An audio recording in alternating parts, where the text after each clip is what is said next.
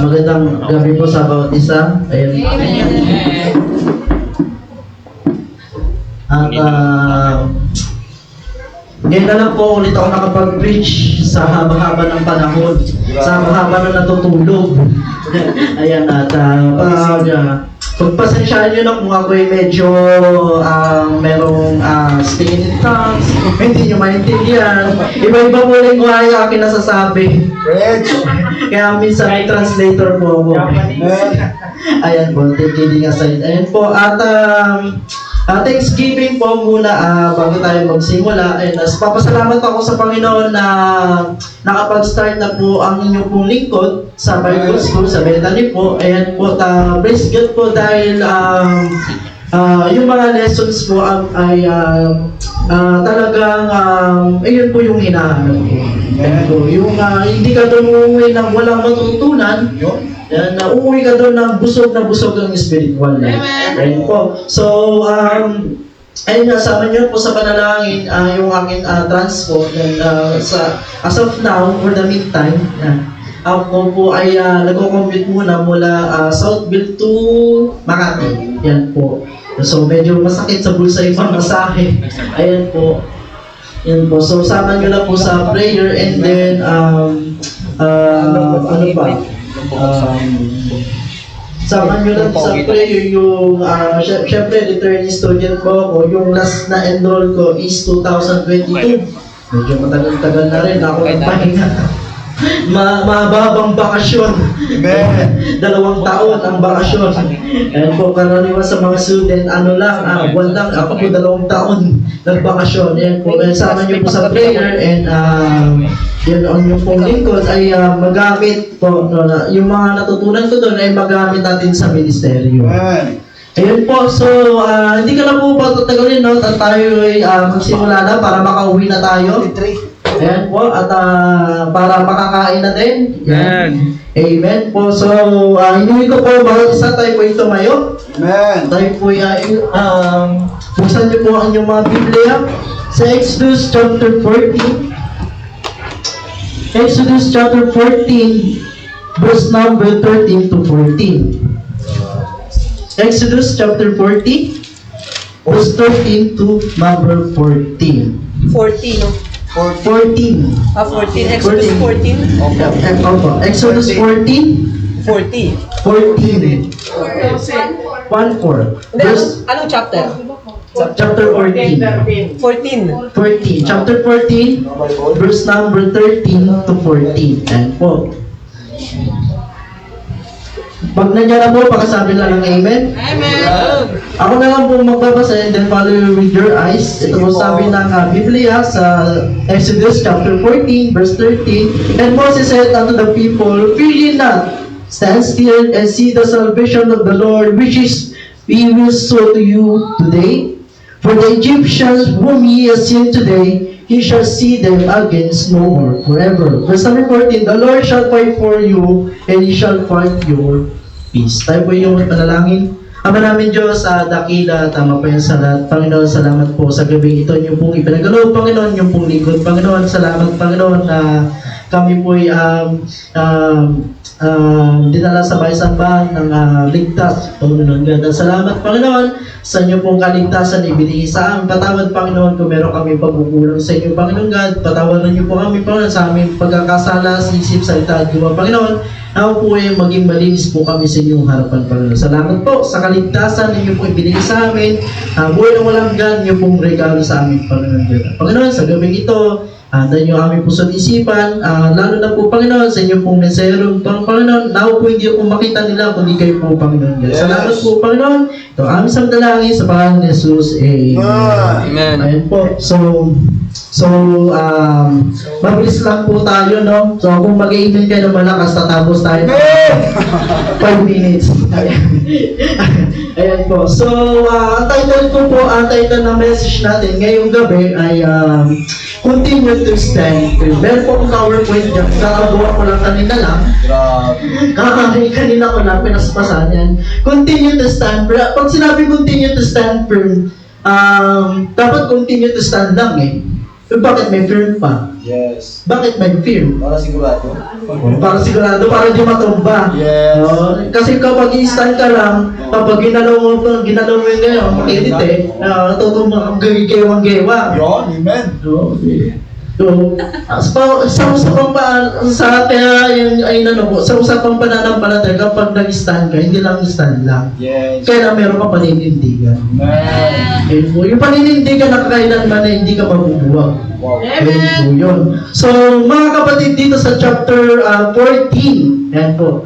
Chapter 14, verse 13 to 14, ang sinasabi dito na ang mga Israelite daw ay hinabol ng mga taga-Egyptians, no? So,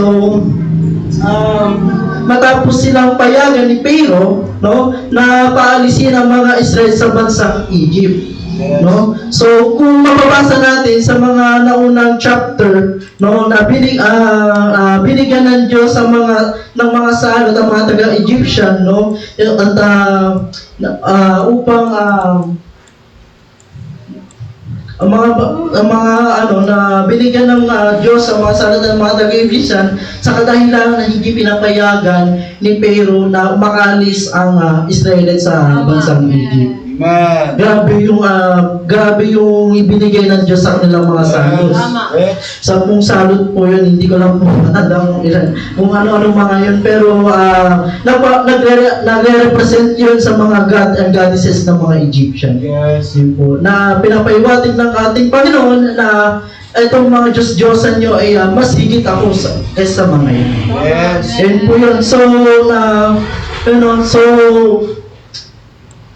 So, umalis ang mga tapos nung mababasa din natin sa chapter 13 na kung saan na inihalad ang muling salot, no, sa pagkuha po ng panganay na anak. So, dito po ay tuluyang pinayagan na ni Pharaoh yung umalis ang mga Israelite sa bansang Egypt. Yes. So, at papatungo sa lupang ipinangako ng ating Panginoon. So, dito po sa, basahin po natin yung Exodus chapter 14, no? Verse number 10, sabi nila dito, and when Pharaoh drew nigh, the children of Israel lift up their eyes, and behold, the Egyptian marched after them, and they were so afraid, and the children of Israel cried out unto the Lord. Matinding takot daw yung naramdaman ng mga Israelite nung nakita nilang dumarating. Nakita nila dumarating mga Egyptian kasi nga nung pinalaya sila nung Pharaoh, pero nagbago isip ulit ni Pharaoh na bakit natin pinalis yung mga yun? Wala na tayong mga lingkod, wala na tayong mga tauhan, wala na magsisilbi sa atin. Tipunin niyo yung mga kawan niyo doon at abulin natin sila. Amen. Ayun po. So, dito sa verse number 10, nung nakita ng mga Israelites yung mahabol sa kanilang mga Egyptian, nakaramdam sila ng matinding takot. Yes. No? So sa verse number 11, sabi naman ni Moses dito, and they said unto Moses, because there were no graves in Egypt, as thou taken us away to die to wilderness. And po, sinabi nila kay Moses na wala na bang mapaglilibangan sa amin sa Egypt, kaya dinala mo kami dito. Dahil sa sobrang takot nila kasi Egyptian yun yung nagpahirap sa kanila Yes. So nung nakita ko nila, napasabi na lang sila kay Moses, wala na ba mapaglilibangan saan? Puno na ba yung doon? Mapunto doon. Kaya dinala mo kami dito para dito kami ilibeng. Yan po. Sa sobrang takot ng mga Israelites to the point na nasabi niya yun kay Moises. So sabi pa sa verse number 12, hindi pa bago tayo umalis, no? Sinabi na namin sa iyo na ganito ang aming sasabihin. So sinabi namin sa iyo na huwag mo kami papakialaman at pabayaan na lang mo kami manatili alipin sa ito sapagkat mas gusto pa namin maging alipin kaysa sa mamatayan dito. Ayun po sinabi nila kay Moses. No? So, sumagot naman si Moises sa verse number 30, sagot niya, lakasan niyo ang inyong loob. Huwag kayong matakot. Tignan na lang ninyo kung paano kayo ililigtas ng ating Panginoon. Amen. Hindi nyo na muli makikita ang mga ipong niya. Amen. Minsan yung,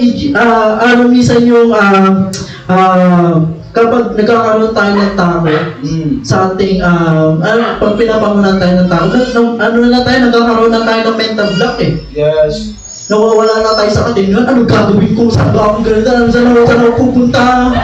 Ganyan. Nawawala tayo ng ng pag-iisip, hindi natin alam gagawin eh. Kasi yung puso't isipan mo, gulo-gulo din.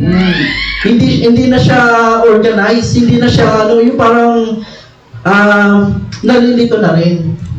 No? Pag nagkakaroon tayo ng takot. Yes. No? Ano sabi ni Moses, no? Lakasan ninyo inyong loob. Amen. Huwag kayong matakot. Eh, paano yun? Natatakot sila.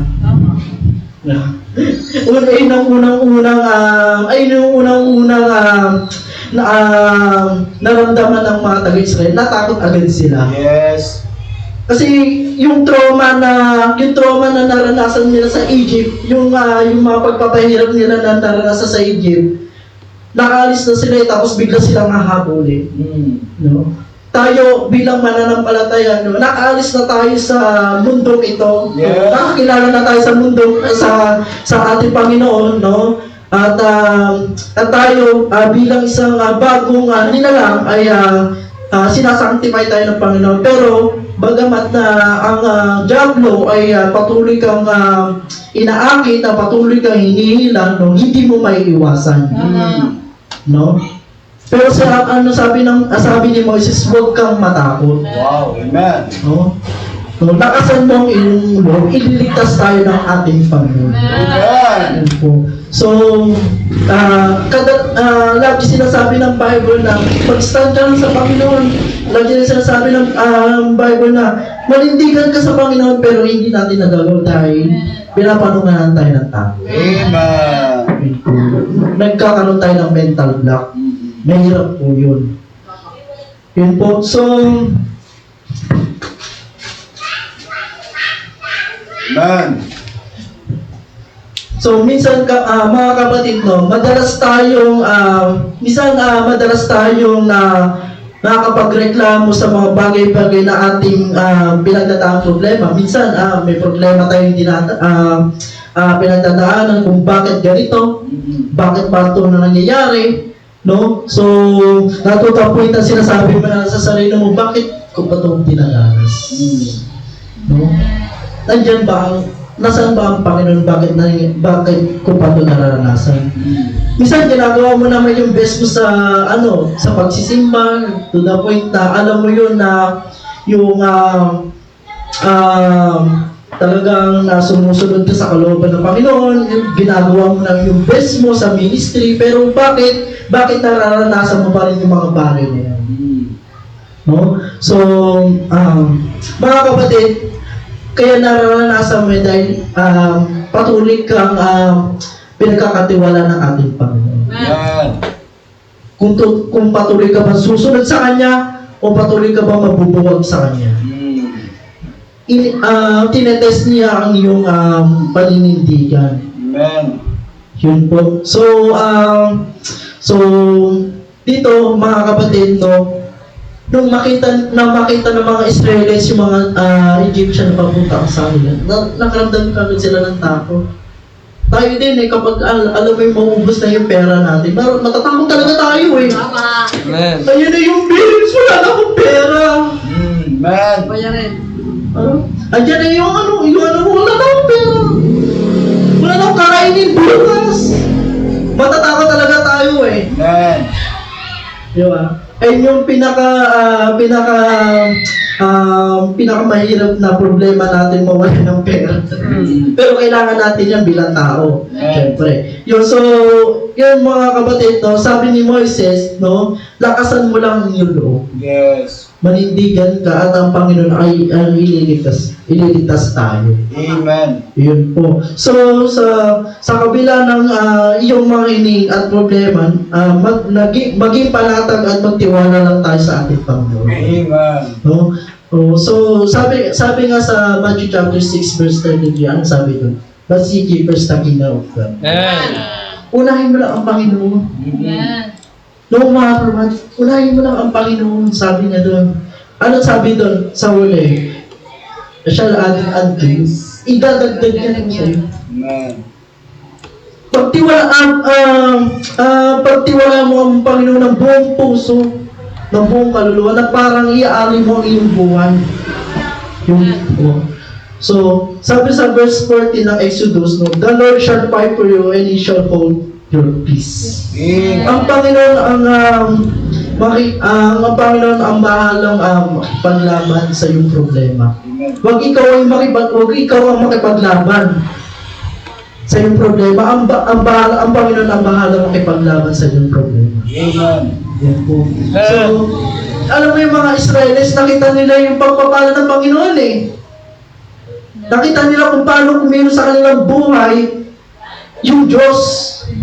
Kung paano silang inalis, no? Kung paano sila pagpalain, kung paano sila bigyan yung pagkukulang nila. Pero sa gatong sitwasyon, natatakot pa din sila. Bakit? Kasi umaasa lang sila sa swerte. Tama. Diba? Amen. Umaasa sila na ikaw na po bahala dito, Panginoon, ganyan. Nawawala na sila ng paninindigan sa Diyos. Yes. Yan po. So, bilang isang Kristiyano, no, pag dumating man sa atin ang bawat storms of life sa atin, na huwag tayo agad matakot. Amen. Isipin mo na iyan ay paraan para patatagin ka ng ating Panginoon. Amen. Isipin mo na yan, yung challenge na yan ay para sa ikalalago ng iyong bilang isang Kristiyano. Amen. No? So, isipin mo na itong bagay na to pinagkakatiwalaan ako ng Panginoon. Kailangan ko itong mapatagumpayan. Yan po. So, pag-usapan natin ang mga bagay na dapat gawin kapag nakakaranas tayo ng pagsubok at problema sa ating buhay. Amen. Unang punto, first point natin, continue to pray. Amen. Amen. Yan po. So, napakahalaga ng prayer. Sabi sa 1 Thessalonians chapter 15, verse 17, pray without ceasing. Amen. Huwag kang tumigil sa pananalangin. Kapag nararanasan mo, manalangin ka sa ating Panginoon. Diba? Kapag nagkakaroon ka ng hindi mo maintindihan yung sitwasyon, manalangin ka sa Panginoon. Yes. Kasi yung prayer po, yan ay pagkakaroon ng intimate relationship sa ating Panginoon. Amen. Dito natin nakakausap ang Panginoon sa pamamagitan ng prayer. Amen. Yun po yun. Kung ang prayer ay ito po yung way na makikipag-usap natin sa Panginoon, paano yan? Isang beses ka lang nagpe-pray sa isang araw. Pagkakain na lang. Nako. Minsan amen na lang naririnig sa'yo. Thank you sa amen. No. Tapos minsan kinakatama naman natin pag-pray. Ayun po yun. Amen. So paano natin yun? Yun na lang yung way natin para palalakasin tayo sa true prayer. Bakit? Paano natin magagawin kung tatama rin tayo sa pag-pray? Yes. No? So, sabi dito, no, that we can find strength to guide us through prayer. Yes. Yun po. Amen. So, ang panalangin ay mabisang kalakasan upang ang mananampalataya ay magpatuloy sa lakad ng ating Panginoon. Amen. Yung mga kapatid, alam niyo yung prayer ko ni Daniel? Yung prayer ko ni Daniel, walang umpayo po yun. Araw-araw siya nagpe-pray. Kung mag-pray siya, hindi lang 30 minutes. Minsan 3 oras, maghapon siya nagpe-pray. Amen. Yun po yun. So, ano nangyari nung ipinatapon siya sa lion's den? Pinatapon siya, nag-pray na siya sa Panginoon. Amen. At iniligtas siya ng ating Panginoon. Yes. Ganun po ka-powerful ang prayer. So kung hindi ka na nagpe-pray at tiwala ka naman sa sarili mo na kaya mo patagumpayan to, ay di, ikaw na lang, bahala ka na. Yes. Hintay na lang natin yung magiging resulta kung kaya mo. Diba? The powerful of prayer. Napaka-powerful ng prayer. Ito yung way na para makausap natin ang Panginoon. No? Kung po mga kapatid na tayo ay nagpe-pray pa, hindi lang isang beses, hindi lang dalawang beses, kundi walang humpay na pray sa ating Panginoon. Amen. Napakalaga po ng prayer mga kapatid. Kaya nga tayo merong prayer meeting eh. Di ba? Itong prayer meeting, hindi lang to programa lang, hindi lang to programa lang. Ipinapanalangin natin yung mga bawat kapatiran kung saan merong kakulangan. Pinagpe-pray natin sila para idulog natin sa ating Panginoon na ano yung pangangailangan nila. Yes, amen.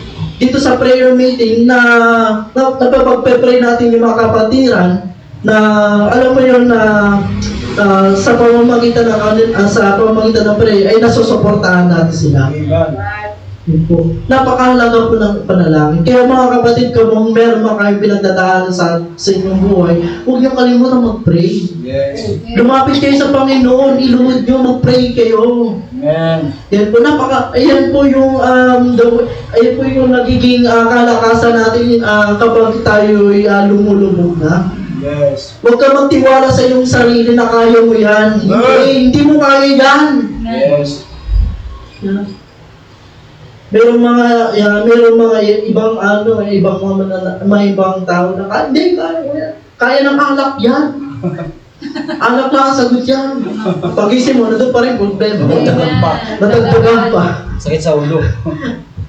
Hindi mo kaya yung patagumpayan yan. Kaya huwag mo kakalimutan mag-pray mga kapatid. Amen. Ako pa rin mga kapatid, isa sa atin ay nagpe-pray pa tayo. Amen? Amen. So, huwag natin ikahiya ang pagpe-pray dahil dyan tayo nakikipag-usap sa ating Panginoon. Amen. So, huwag natin kakalimutan po yan. No? So, po yung unang dapat natin gawin kapag nakakaranas tayo ng pagsubok, continue to pray. Magpatuloy tayo sa pananalangin. Pangalawa po, ay continue to stand in our faith. Wow. Amen. And po, we can withstand temptation by drawing on the power of Christ. Sabi sa Psalms 125 verse number 1, then they thou trust in the Lord shall be as a Mount Zion, which cannot be removed, but obeyed forever. And kung magpatuloy ka sa iyong pananampalataya. Una ay magpatuloy tayo sa panalangin. Siyempre, wag nanalangin tayo, magpatuloy tayo sa paninindigan sa ating Panginoon. Yes. Sabi sa Isaiah chapter 41 verse number 10, fear thou not, for I am with thee, be not dismayed, for I am thy God, I will strengthen thee. Yea, I will help thee, yea, I will uphold thee with the right hand of my righteous. Tutulungan na tayo ng ating Panginoon. We can stand to our faith. Mag-stand ka sa ating Panginoon. Sa pananampalataya mo. Stand firm. Huwag ka lang mag-stand na kapag tinukso ka, mababali ka. Stand firm nang merong paninindigan. No? So, mapatuloy tayo sa ating pananampalataya sa Diyos na ma-overcome ang ganitong uri ng pagsubok. Amen. Magpatuloy ka mga kapatid. Kahit na mawalan ka, no, magpatuloy ka pa rin. Kahit na labas na yun sa ano mo, magpatuloy ka pa rin. Sa biyaya ng ating Panginoon. Trust in the Lord with all thy heart. Kung merong buong puso, yun po yung sabi ng ating Panginoon. Trust in the Lord. Yun po. No? So magpatuloy ka kahit masisisante ka na sa trabaho, no? Magsimba ka pa rin na linggo. Wow, amen. Di ba? Kahit na mawawalan lang ng pera pag ginastos mo sa pamasahe, wala ka kakainin bukas, pagsimba ka pa rin. Amen. Ang sabi ng Panginoon, ako ang bahalang sumagot niya. Alam niyo mga kapatid, nung ako po'y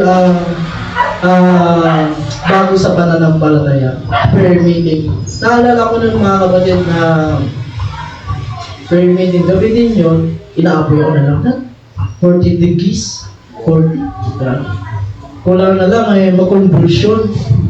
Yan po. Pero gusto ko umatin, prayer meeting. Pinipigilan ako sa bahay, hindi ako magpahinga ka na dyan. Hindi, gusto ko umatin. Amen. Wala, ang ginawa ko, di talaga ako nila pinapayagan, umalis na lang ako. Talaga nanginit Init ah. Wala nang palataya. Yung yung suot ko nun, kahit mainit, naka-jacket, doble yung jacket, meron pa nakapajama, ganyan. Para lang makapaglingkod sa ating Panginoon. Amen. No? Grabe yung talagang init ko sa Panginoon. Mainit na mainit. Nagko-conversion pa. Wow. Ayun. Ayun po. So, isa pa sa aking trabaho, no? Alam niyo na po ito na ako po ay pinapapasok ng linggo. Sabi ko, hindi ako pwede kasi may simba ako. Sinabi sa akin na aking employer na, sige, pag hindi ka pumasok, huwag ka na pumasok kinabukasan. Wow. Hindi ko na rin pinansin. Nanalangin ako sa Panginoon. Sabi ko, Lord, kung hindi ito kalooban mo sa akin, ito po'y aalisin ko at susunod po ako sa inyo. Amen. Nagsimba pa rin ako. Wala akong iniisip. Basta nagsimba ako, bahala na bukas. Basta nagsimba ako. Hanggang sa nag-reply siya sa akin, sige, pasok ka na bukas. Tinakot ka pa eh, no? Pasok ka na bukas. And then, ayun nga, tuwing Sunday, lagi sarado yung store na yun. Pero sa akin, yun. Dati na, nung wala ako doon, laging bukas yung store na yun tuwing linggo. Ngayon, nung nandun ako, laging sarado na. Amen.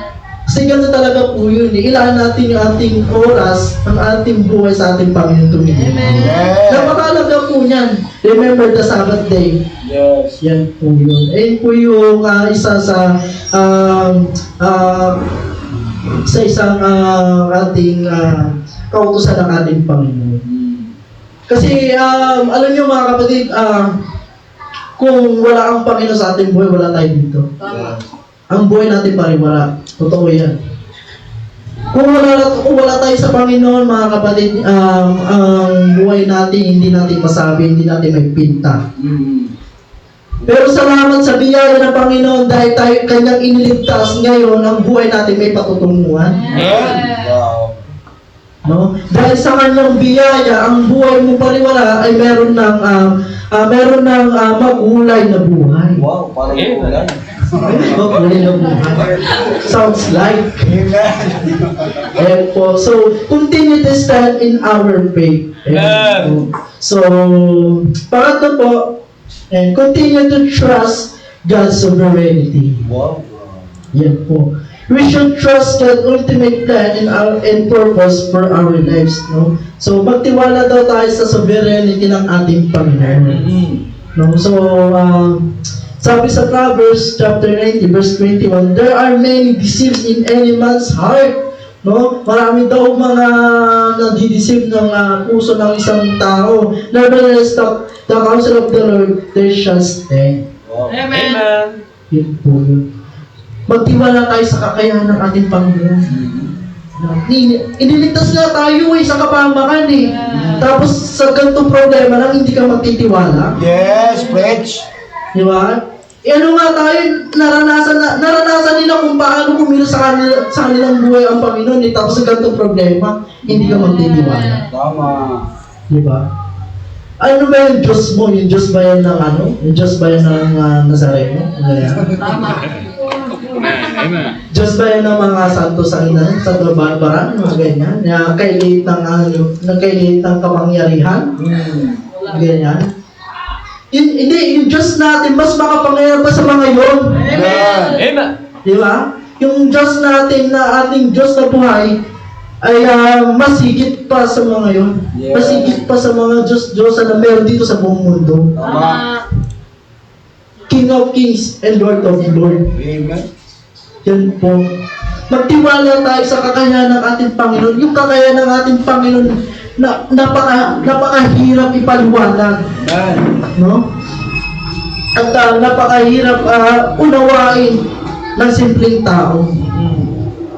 Yun po yun. So, magtiwala daw tayo sa sovereignty ng ating Panginoon. Amen. Magtiwala tayo sa kaya ng Panginoon. Na kaya niyang patagumpayan yan. Yung mga laban nila Joshua, laban nila Abraham, kaya napatagumpayan nila ng na meron silang paninindigan sa ating Panginoon. Yes. No? So kung kakayahan mo lang, wala lang yan. Ano lang yan, parang mayroong limitasyon lang yan. Amen. May hangganan lang yan. Pero yung kakayahan ng Diyos, walang hangganan. Amen. Yan po yun. Infinite po yan. So magtiwala tayo sa kakayahan ng Diyos na kaya niyang i-provide yung pangangailangan mo, na kaya niyang palitan yung lahat ng mga nawala sa iyo. Yun po yun.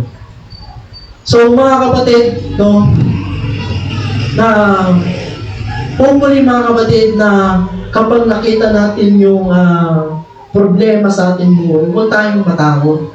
Huwag tayo kagad magpamuna ng takot. Kung matakot ka man, dadaan lang. Hindi, huwag mo tatambayan. Amen.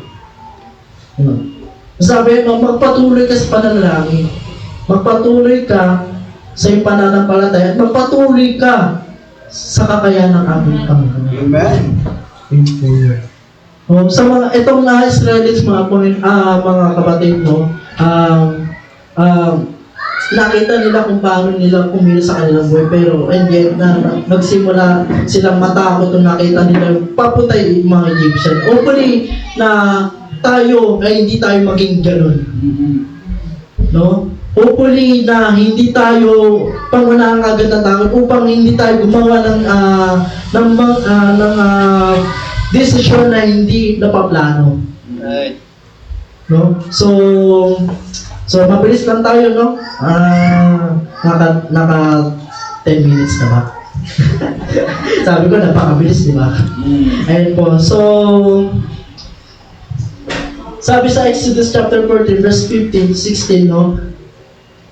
So, the Lord shall fight for you and shall hold your peace, and the Lord shall, and verse number 16. Ayun po. So magpatuloy tayo sa sovereignty ng Diyos na walang imposible para sa Kanya na kaya matagumpay na iyong problema. The faith, ito po yung the faith of Meshach, Shadrach, at Abednego. Alam niyo, kilala niyo po yung tatlong grabe yung pananampalataya nila sa ating Panginoon. Pero yung mo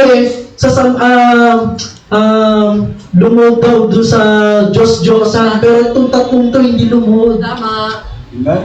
Pero nanindigan pa rin sila. Hindi kami luluhod dyan sa Diyos-Diyosan nyo, hindi kami dyan. Pinatapon sila doon sa... Pero hindi, nung paglabas, hindi man lang sila napasok. Kahit lagyan ng uling, no? Walang bahid, wala kang makikitang walang ebidensya na nasunog sila. Doon sila iniligtas ng ating Panginoon. Amen. Yun po yun. So, kung magpapatuloy tayo sa ating kakayahan ng ating Panginoon, walang imposible para sa Kanya. Yes. Basta magtiwala ka lang. Ayun po yun. So, conclusion natin, no? In this 2025, no more worries. Amen. 2025 na. Yung mga 2024 mong problema, iwanan mo yung 2024, 2025 na. Tama. Magpatuloy ka na, huwag ka na mag-worries, huwag ka na mag-doubting. No? Let us continue the path of the Lord. Amen. No?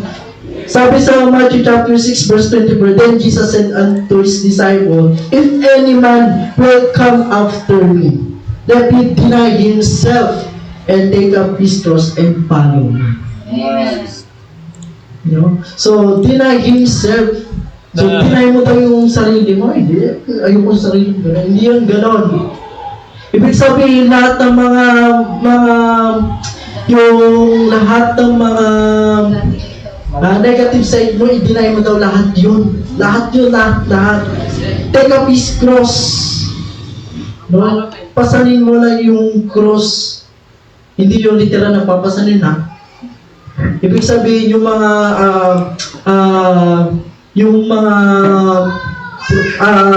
paghihirap and follow the Lord.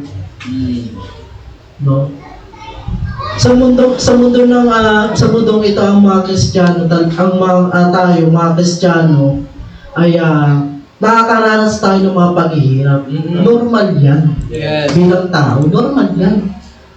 Ang lamang lang natin, meron tayong Diyos. Amen.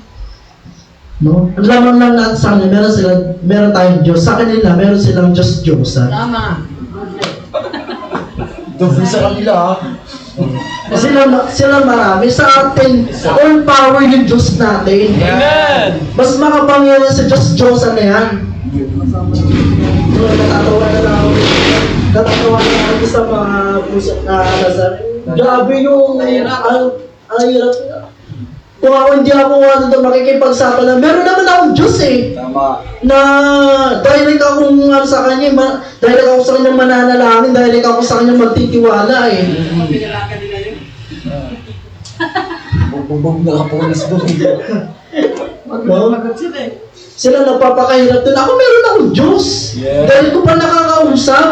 Amen. Amen. No? So, mga kapatid, huwag tayong umasa sa swerte. Amen. No? Huwag tayong umasa sa swerte.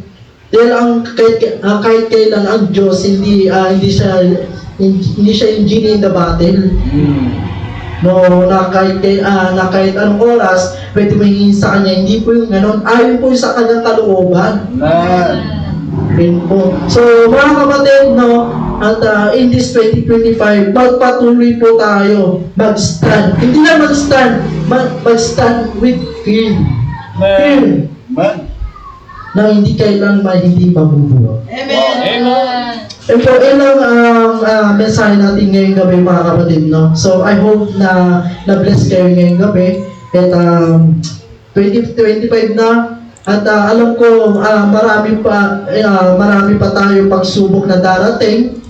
Ilang buwan pa ang darating. Pero sabi ng ating Panginoon, no? Stand still. Stand still. And the Lord shall fight for you. Amen. Yun po. Magtiwala po tayo sa ating Panginoon. Amen. Yun lang po at ilan po ang mensahe ngayong gabi. Sige po at tayo po yumukod at manalangin. Manalangin Diyos na takinan mapasalat Panginoon. Salamat po sa gabi ito. Yung kaming nirawain Panginoon na despite na matakot kami Panginoon, lalo kami magpatuloy Panginoon mag-stand sa inyong kalooban Panginoon. Salamat po sa message niyo po ibinigay sa amin. Salamat Panginoon na bagamat kami nakakaranas ng matinding paghihirap sa mundong ito, ay patuloy nyo kami nire-remind na nandyan po kayo para gabayan kami Panginoon upang para maging sandalan namin Panginoon. Salamat po sa inyong presensya Panginoon. Salamat po Panginoon sa inyong sovereignty. Salamat Panginoon sa inyong blessings na ibinibigay sa amin sa araw-araw. Panginoon God, at salamat po sa gabi ito. Ito ang aming dalangin sa pangalan ni Jesus. Amen. Amen.